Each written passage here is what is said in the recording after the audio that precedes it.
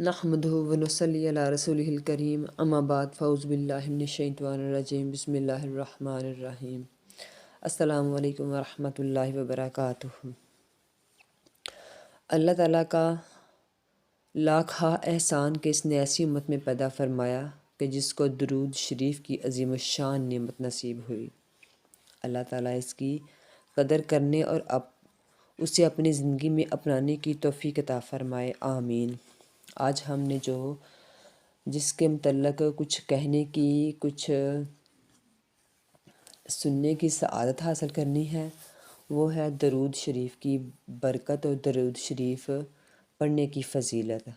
تو سب سے پہلے ہم پیارے آقا صلی اللہ علیہ وآلہ وسلم کی بارگاہ اقدس میں درود شریف کا نذرانہ ہی پیش کر لیتے ہیں تاکہ ہماری حاضری بھی ہو جائے اور سرکار کی رحمتوں کا نزول بھی ہم پر شروع ہو جائے۔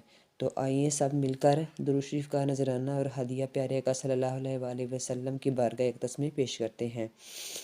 اللہم صلی علی محمد بعدد کل داء و دواء و بارک وسلم۔ اللہم صلی علی محمد بعدد کل داء و دواء و بارک وسلم۔ اللہم صلی علی محمد بعدد کل داء و دواء و بارک وسلم۔ حضرت استاد جی شیخ الاسلام مفتی تقی عثمانی حفظ اللہ رحمۃ اللہ علیہ فرماتے ہیں کہ میرے شیخ حضرت ڈاکٹر عبدالحی رحمۃ اللہ علیہ نے ایک مرتبہ فرمایا کہ جب کوئی آدمی دکھ اور پریشانی میں ہو یا کوئی بیماری ہو یا کوئی ضرورت اور حاجت ہو تو اللہ تعالیٰ سے دعا کرنی چاہیے، یا اللہ میری اس حاجت کو پورا فرما دیجیے، میری اس پریشانی کو اور بیماری کو دور فرما دیجیے، لیکن ایک طریقہ ایسا بتاتا ہوں کہ اس کی برکت سے اللہ تعالیٰ اس حاجت کو ضرور ہی پورا فرما دیں گے، اور وہ یہ ہے کہ کوئی پریشانی ہو اس وقت درود شریف کی کثرت سے پڑھیں، یعنی درود شریف کثرت سے کریں، یعنی جتنا پڑھ سکتے ہیں اتنا پڑھیں۔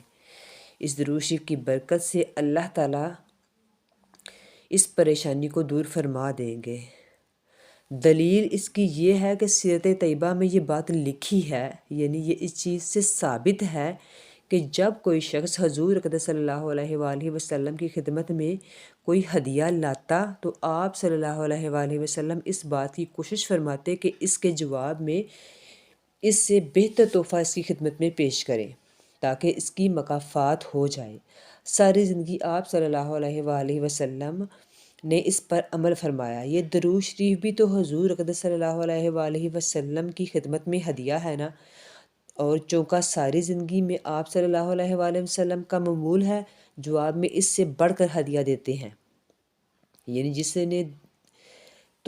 جس نے کوئی ہدیہ دیا تو سرکار صلی اللہ علیہ وسلم اس سے بڑھ کر اس کو عطا کرتے ہیں۔ تو آج جب ملائکہ درود شریف آپ صلی اللہ علیہ وآلہ وسلم کی اقدس میں پہنچائیں گے کہ آپ کے فلاں امتی نے آپ کی خدمت میں درود شریف کا تحفہ بھیجا ہے، تو مجھے یقین ہے کہ حضور اقدس صلی اللہ علیہ وآلہ وسلم اس ہدیے کا جواب بھی دیں گے، اور جوابی ہدیہ یہ ہوگا کہ وہ اللہ تعالیٰ سے دعا کریں گے کہ جس طرح اس بندے نے مجھے یہ ہدیہ بھیجا ہے، اے اللہ اس بندے کی حاجتیں بھی آپ پوری فرما دیجئے، کیونکہ آقا صلی اللہ علیہ وآلہ وسلم تو ہمارے وہ عظیم محسن ہیں کہ جو اپنے امتی کو کسی بھی حال میں تنہا نہیں چھوڑتے۔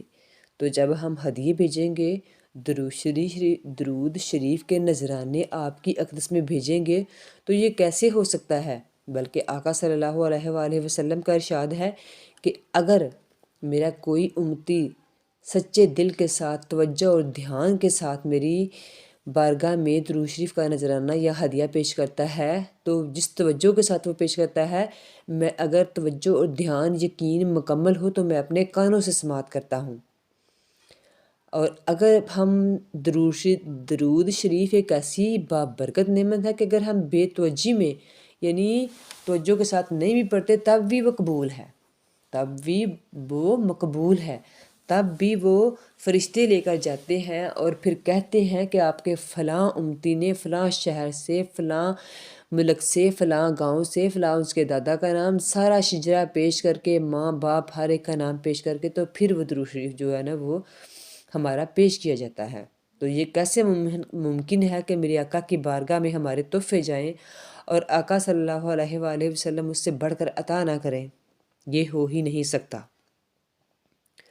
اب اس وقت ہم لوگ حضور اقدس صلی اللہ علیہ وآلہ وسلم کی اللہ تعالیٰ ہمیں نصیب کرے اور ان کی بارگاہ میں حاضر ہو کر درود شریف کا نذرانہ پیش کرے، لیکن جب تک ہم یہاں ہیں، یعنی ہم ان کے پاس نہیں حاضر ہوئے تو یہاں ہیں، تو یہاں تو پھر کیسے ہم ان تک درخواست و دعا پہنچا سکتے ہیں؟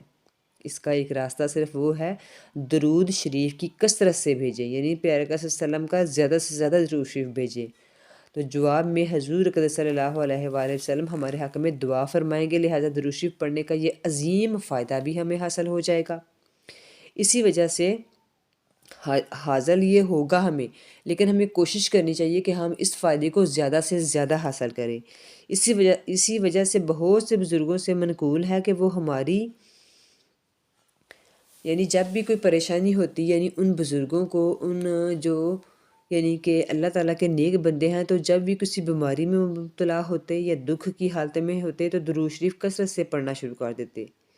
اس لیے دن بھر میں کم از کم 100 مرتبہ درود شریف ضرور پڑھ لیا کریں، ہر صورت میں پڑھ لیا کریں۔ اور اگر درود ابراہیمی جو ہے آپ پورا نہیں پڑھ سکتے تو آپ جو سا بھی مرضی کوئی چھوٹا درود شریف جو ہے وہ پکڑ لیں اور وہ پڑھ لیا کریں۔ درود شریف جو ہے وہ عربی کا لفظ نہیں ہے، یہ فارسی کا لفظ ہے۔ عربی میں اس کا متبادل لفظ جو ہے الصلاۃ علی النبی ہے۔ اگر درود شریف کا جزا لیا جائے تو یہ امر کھل کر واضح ہو جاتا ہے کہ یہ اپنے معنوں اور حقیقت دونوں کے اعتبار سے ایک دعا ہے، ایک ایسی دعا ہے جس میں ہم رب کائنات سے یہ التجا کرتے ہیں کہ وہ حضور اقدس صلی اللہ علیہ وآلہ وسلم پر مزید رحمتیں اور برکتیں نازل فرمائیں۔ دعا ہمیشہ مانگی جاتی ہے، پڑھی نہیں جاتی، اور افسوس کا مقام یہ ہے کہ ہمیں درود شریف پڑھنا تو سکھا دیا لیکن مانگنا کسی نے نہیں سکھایا۔ ضرورت اس امر کی ہے کہ درود شریف کے جو الفاظ ہیں نا ان کو دہراتے ہوئے یہ حقیقت، یہ خیال جو ہے ہونا چاہیے کہ ہم اپنے پروردگار سے دعا مانگ رہے ہیں۔ یہ سوچ جو ہے ان الفاظ میں اب دلچسپی اور لطف دونوں بڑھا دے گی۔ اصل میں واقعی حقیقت یہی ہے کہ آج کل ہم لوگ دعائیں پڑھتے ہیں، مانگتے نہیں ہیں۔ جب مانگنے کا طریقہ آ جائے گا نا تو میرے رب کریم کی بارگاہ سے مقبول ہونے میں اور دعاؤں کو قبول ہونے میں دیر نہیں لگتی۔ میرا رب تو بہت ہی کریم ہے، اور یہ کیسے ہو سکتا ہے کہ ہم اس کے حبیب کی بارگاہ میں درود شریف کا نذرانہ بھیج کریں، یعنی بھیجیں، ان کو پہنچائیں، پیش کریں، تو ہمارا رب جو ہے وہ ہمیں خالی واپس لوٹا دے؟ یہ چیز ناممکن ہے، یہ نہیں ہو سکتی۔ لیکن صرف توجہ اور یقین کے ساتھ جب میرے رب نے درود شریف کو بے توجہی کے ساتھ بھی مقبول کر دیا تو سوچے کہ اگر ہم توجہ اور یقین اور مکمل اعتماد کے ساتھ پڑھیں گے تو پھر اس کی کیا فضیلت ہوگی، اس کے بدلے ہمیں کون سی چیز ہے جو رب کریم عطا نہیں کریں گے۔ اب ہم درود شریف کی چند جو برکتیں ہیں نا، وہ جو اس کی ہیں نا، وہ ہم انشاءاللہ جاننے کی کوشش کرتے ہیں۔ دلائل الخیرات جو یہ کتاب ہے اور اس کے مؤلف جو ہیں حضرت محمد بن سلمان جزویلی رحمۃ اللہ علیہ کے وصال کے 77 برس بعد آپ کا جسم اقدس جو ہے نا وہ نکالا گیا اور مراکش جو ہے وہ منتقل کیا گیا۔ آپ کے جسم اقدس مبارک کو جب دیکھا گیا تو بالکل تازہ کفن جیسے اتنے برس گزرنے کے باوجود بھی پوسیدہ نہیں ہوا۔ آپ ایسے صحیح سالم تھے جیسے آج ہی لیٹے ہوں، نہ آپ کی حالت بدلی، نہ کوئی فرق پڑا۔ ایک شخص نے آپ کے رخسار پر انگلی رکھ کر دبایا تو اس جگہ سے خون ہٹ گیا اور انگلی کی جگہ سفید ہو گئی جیسے کہ زندہ لوگوں کا ہوتا ہے۔ یہ اتنی ساری برکتیں جو تھی وہ درود شریف کی برکت تھی۔ جب ایک مردہ جسم جو ہے 70 سال کے بعد جب قبر سے نکالا گیا تو وہ ویسے ہی ہے جیسے آج دفن ہوا ہے، تو پھر آپ سوچیں کہ درود شریف جب ہم پڑھیں گے تو کیا ہمیں کوئی زندگی کی پریشانی، کوئی مشکل، کوئی بیماری، کوئی دکھ تکلیف باقی رہے گا؟ نہیں، بالکل نہیں رہے گا۔ حضرت سفیان ثوری رحمۃ اللہ علیہ نے حج کے موقع پر طواف کے دوران ایک نوجوان کو دیکھا کہ وہ قدم قدم پر صرف درود پاک پڑھ رہا ہے۔ اس پر آپ رحمۃ اللہ علیہ نے اس سے کہا کہ اے نوجوان، ہر جگہ کی اپنی دعائیں اور نوافل اور اذکار ہیں، لیکن تم ہر جگہ صرف درود پاک ہی پڑھ رہے ہو۔ اس نے بتایا کہ میں اور میرا والد حج کے ارادے سے نکلے تھے، لیکن رستے میں میرا والد شدید بیمار ہو گیا اور انتقال کر گیا۔ موت کے بعد ان کا چہرہ سیاہ ہو گیا۔ غم سے میری عجیب حالت ہو گئی۔ اسی وقت میری آنکھیں بوجھل ہوئیں اور مجھے نیند آ گئی۔ میں نے خواب میں دیکھا کہ ایک حسین و جمیل شخص، جس کا حسن لاجواب و بے مثال ہے اور جس کے وجود سے خوشبو کی لپٹیں آ رہی ہیں، میرے والد کے پاس آیا اور اس کے چہرے سے کپڑا ہٹا کر اپنا ہاتھ مبارک اس کے منہ پر پھیرا اور میرے والد کا چہرہ روشن ہو گیا۔ میں نے آگے بڑھ کر ان کا دامن تھام لیا اور پوچھا کہ آپ کون ہیں؟ انہوں نے فرمایا، تم مجھے نہیں پہچانتے؟ میں تمہارا نبی محمد بن عبداللہ صلی اللہ علیہ وآلہ وسلم ہوں۔ تمہارا باپ بہت گناہ گار تھا، لیکن مجھ پر کثرت سے درود پڑتا تھا۔ اب جب کہ اس پر مصیبت نازل ہوئی تو اس نے مجھ سے فریاد کی، اور جو ہم سے فریاد کرے تو وہ مایوس نہیں رہتا۔ تو اس چیز سے یہ بات ثابت ہو گئی کہ پیارے آقا جو ہے میرے، وہ مرنے کے بعد بھی ہمیں نہیں تنہا چھوڑتے، تو زندگی میں وہ ہمیں کیسے تنہا چھوڑ سکتے ہیں؟ یہ کیسے ممکن ہے کہ ان کا امتی کوئی پریشان ہو اور ان کو پکارے تو وہ فریاد رسی کے لیے نہ پہنچے؟ یہ چیز ممکن نہیں ہے، یہ ہو نہیں سکتی۔ آپ دن میں صرف ایک ہم وقت جو ہے وہ ایک مقرر کر لیں کہ وہ ہم نے درود شریف پر لگانا ہے، اللہ کی قسم کائنات میں سکون آ جائے گا۔ حاجتیں ہونا یعنی حاجتیں روا ہونا شروع ہو جائیں گی، ہمارے گھر جو ہے وہ منور ہو جائیں گے، ہماری زندگی جو ہے وہ بابرکت ہو جائے گی، اور ہماری نسلیں جو ہیں وہ روشن ہو جائیں گی۔ درود پاک پڑھنے والوں کو غم نہیں آتا، آتے ہیں تو ٹل جاتے ہیں۔ درود شریف پڑھنے والوں کی مصیبتیں نہیں آتی، آتی ہیں تو ٹل جاتی ہیں۔ درود پاک پڑھنے والوں کی نسلیں بابرکت ہوتی ہیں۔ اللہ فقر و غربت، تنگ دستی، فاقوں اور پریشانیوں سے بچاتا ہے۔ درود پڑھنے والوں کی زندگی میں راحتیں، برکتیں، عزتیں، شان و شوکتیں ملتی ہیں۔ درود پاک پڑھنے والوں کی نسلیں ویران نہیں ہوتی، عمروں میں برکت ہوتی ہے۔ درود پاک پڑھنے والوں کی قبروں میں روشنی ہوتی ہے۔ درود کے ساتھ زندگی کی سانسیں ہیں، زندگی کا نظام ہے۔